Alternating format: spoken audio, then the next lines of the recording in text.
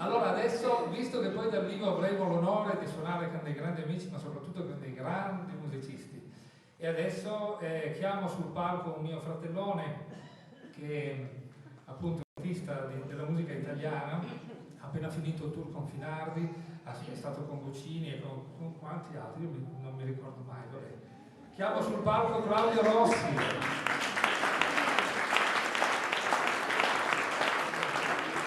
Non so cosa suona oggi perché c'è sempre un video di roba, lo canzone. Ah, prendi il mandolino, dai.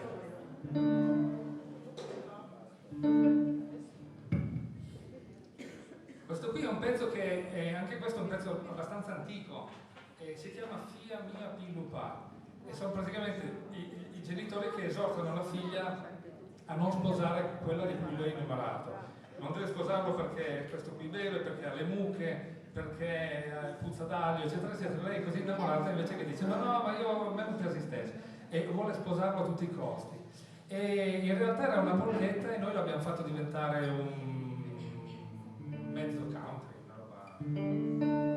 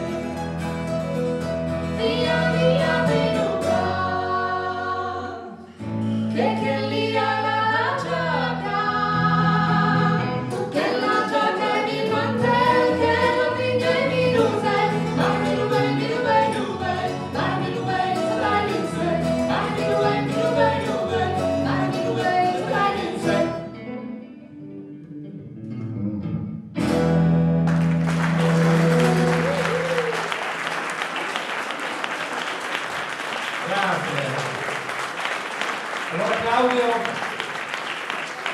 Claudio ha detto che poi porterà la pistola e alla fine del pezzo sparerà un poco in aria, come nella migliore tradizione country.